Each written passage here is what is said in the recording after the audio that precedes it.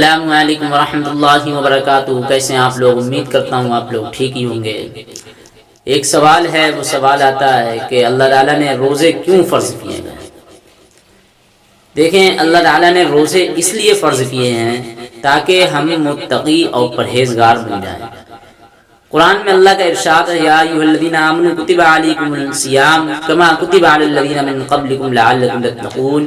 اے ایمان والو، تم پر روزے فرض کیے گئے جس طرح تم سے پہلے لوگوں پر فرض کیے گئے تاکہ تم متقی اور پرہیزگار بن جاؤ۔ تو تیسری چیز جو ہمیں بتلا رہے ہیں وہ یہ ہے کہ ہم متقی اور پرہیزگار بن جائیں۔ تو روزہ جو ہے نا، وہ ہمیں متقی اور پرہیزگار بناتا ہے، مگر روزہ جو ہے ہمارے پورے جسم کا ہوتا ہے۔ یہ نہ سمجھیں کہ ہمارا جو ہے خالی کھانے پینے سے رک جانا، یعنی حلال چیزوں سے رک جانا، وہ ہمارا روزہ ہے اور یہی ہمارا متقی اور پرہیزگاری ہے۔ ایسا نہیں ہے، پورے جسم کا روزہ ہوتا ہے۔ ہماری کان کا بھی روزہ ہوتا ہے، آنکھ کا بھی روزہ ہوتا ہے، زبان کا بھی روزہ ہوتا ہے۔ اور یہ روزے کے آداب ہوتے ہیں۔ ان سے کیا ہوتا ہے کہ اور بھی زیادہ انسان اگر ان سب چیزوں پر عمل کر لے تو اور بھی زیادہ انسان متقی اور پرہیزگار بن جاتا ہے۔ ایک حدیث ہے، حضور صلی اللہ علیہ وسلم کا ارشاد ہے کہ بہت سے روزہ رکھنے والے ایسے ہیں کہ ان کو روزے کے ثمرات میں بجز بھوکا رہنے کے کچھ بھی حاصل نہیں ہے، یعنی ان کو خالی بھوکا رہنے کے سوا کچھ بھی حاصل نہیں ہے۔ اور بہت سے شب بیدار ایسے ہیں کہ ان کو رات کے جاگنے کی مشقت کے سوا کچھ بھی نہیں حاصل ہے۔ تو علماء اس حدیث کی شرح میں چند اقوال ہیں۔ اول یہ کہ اس سے وہ شخص مراد ہے جو دن بھر روزہ رکھ کر مال حرام سے افطار کرتا ہے کہ جتنا ثواب روزے کا ہوا تھا اس سے زیادہ گناہ حرام مال کھانے کا ہو گیا، اور دن بھر بھوکا رہنے کے سوا اسے کچھ نہیں ملا۔ سمجھ گئے؟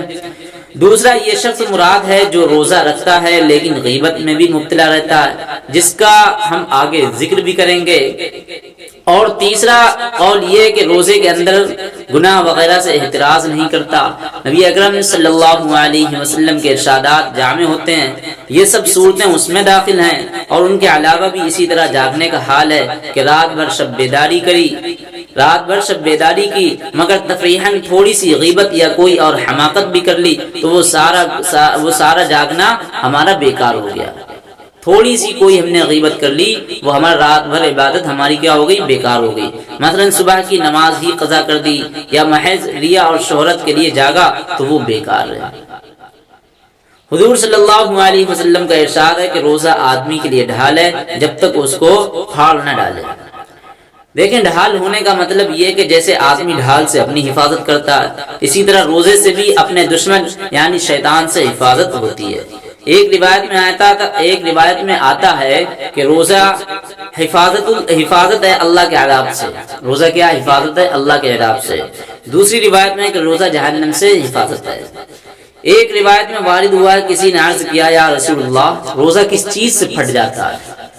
حضور صلی اللہ علیہ وسلم نے ارشاد فرمایا، جھوٹ اور غیبت سے۔ ان دونوں روایتوں میں اور اس طرح اور بھی متعدد روایات میں روزے میں اس قسم کے امور سے بچنے کی تاکید آئی ہے، اور روزہ کا گویا ضائع کر دینا اس کو قرار دیا ہے۔ ہمارے اس زمانے میں روزے کے کاٹنے کے لیے مشغلہ اس کو قرار دیا جاتا ہے کہ واہی تباہی تیری میری باتیں شروع کر دی جائیں۔ بعض علماء کے نزدیک تو جھوٹ اور غیبت سے روزہ ٹوٹ جاتا ہے۔ یہ دونوں چیزیں ان حضرات کے نزدیک ایسی ہیں جیسے کہ کھانا پینا وغیرہ سب روزے کو توڑنے والی اشیاء ہیں۔ جمہور کے نزدیک اگرچہ روزہ نہیں ٹوٹتا مگر روزے کے برکات جاتے رہتے ہیں، تو کسی کو بھی انکار نہیں ہے اس سے۔ تو یہاں پر روزے کے 6 آداب ہیں، انشاءاللہ اس میں سے ہم 3 کو ذکر کریں گے۔ دیکھیں، علماء نے روزے کے آداب میں 6 امور تحریر فرمائے ہیں۔ روزے دار کو ان کا اہتمام کرنا ضروری ہے۔ نمبر 1 ہے اول نگاہ کی حفاظت، یعنی آنکھ کا روزہ۔ نگاہ کی حفاظت کے کسی بے محل جگہ پر ہماری نگاہ نہ پڑے، حتیٰ کہ بیوی پر بھی شہوت کی نگاہ نہ پڑے، پھر اجنبی کا کیا ذکر ہے۔ اور جو دوسری چیز ہے وہ ہے ہماری زبان کی حفاظت، کہ جھوٹ چغل خوری، لغو بکواس اور غیبت، بدگوئی، بدکلامی، جھگڑا وغیرہ سب چیزیں اس میں داخل ہیں۔ بخاری شریف کی روایت ہے کہ روزہ آدمی کے لیے ڈھال ہے، اس لیے روزے دار کو چاہیے کہ زبان سے کوئی فحش بات یا جہالت کی بات، جھگڑا وغیرہ نہ کرے۔ اگر کوئی دوسرا جھگڑنے لگے تو کہہ دے کہ میرا روزہ ہے۔ اگر وہ بے وقوف اور ناسمجھ ہو تو اپنے دل کو سمجھا دے کہ بھائی تیرا روزہ ہے، تو اس سے پرہیز کر۔ تو ایسی لغویات کا جواب مناسب نہیں، بالخصوص غیبت اور جھوٹ سے تو بہت ہی ہمیں پرہیز کرنا چاہیے، کیونکہ بعض علماء کے نزدیک تو اس سے روزہ ٹوٹ جاتا ہے، جیسا کہ ہم پہلے بتا چکے ہیں۔ اور ایک واقعہ بھی ہے، نبی اکرم صلی اللہ علیہ وسلم کے زمانے میں دو عورتوں نے روزہ رکھا۔ روزے میں ان دو عورتوں کو اس شدت سے بھوک لگی کہ وہ روزہ ان کے لیے ناقابل برداشت بن گیا، اور وہ دونوں عورتیں کیا ہو گئیں؟ ہلاکت کے قریب پہنچ گئیں۔ صحابہ کرام نے نبی اکرم صلی اللہ علیہ وسلم سے پورا معاملہ دریافت کیا۔ حضور نے ایک پیالہ ان کے پاس بھیجا اور ان دونوں کو اس میں قے یعنی الٹی کرنے کا حکم دیا۔ تو ان دونوں عورتوں نے قے یعنی اس میں الٹی کی تو دیکھا کہ اس میں گوشت کے ٹکڑے اور تازہ کھایا ہوا خون نکلا۔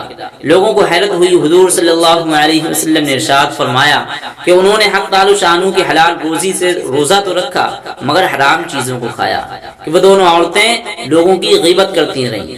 اس حدیث سے ایک مضمون اور بھی ہمارا نکلتا ہے کہ غیبت کرنے کی وجہ سے روزہ بہت زیادہ معلوم ہوتا ہے۔ ہم لوگوں کو روزہ جو ہے کبھی کبھی زیادہ لگتا ہے، حتیٰ کہ وہ دونوں عورتیں روزے کی وجہ سے مرنے کے قریب ہو گئی تھیں۔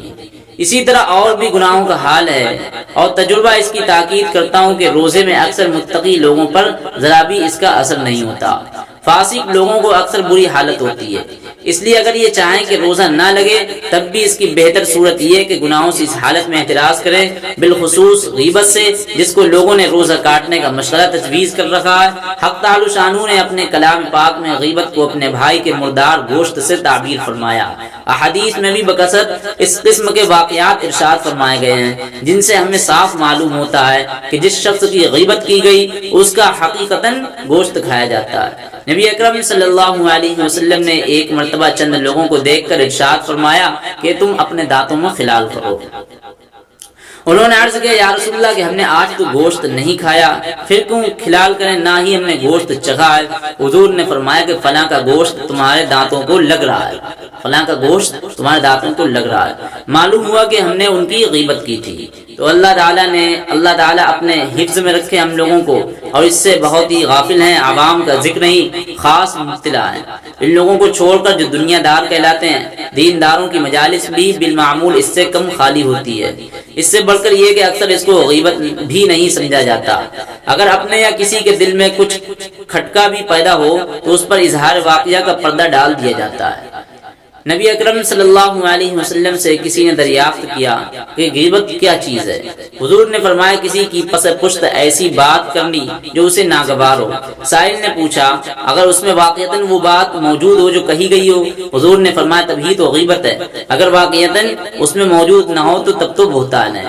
ایک مرتبہ نبی اکرم صلی اللہ علیہ وسلم کا قبر مبارک پر دو قبروں پر گزر ہوا تو حضور نے ارشاد فرمایا ان دونوں کو عذاب قبر ہو رہا ہے، یعنی عذاب ہو رہا ہے ان دو قبر والوں کو، ایک لوگوں کی غیبت کرنے کی وجہ سے، دوسرے کو پیشاب سے احتیاط نہ کرنے کی وجہ سے۔ حضور صلی اللہ علیہ وسلم کا ارشاد ہے کہ سود کے 70 سے زیادہ باب ہیں، سب سے سہل اور ہلکا درجہ اپنی ماں سے زنا کرنے کے برابر ہے، اور ایک درہم سود کا 35 زنا سے زیادہ سخت ہے۔ بدترین سود اور سب سے زیادہ خبیث ترین سود مسلمان کی آبروریزی ہے۔ احادیث میں غیبت اور مسلمان کی آبروریزی پر سخت سے سخت وعیدیں آئی ہیں۔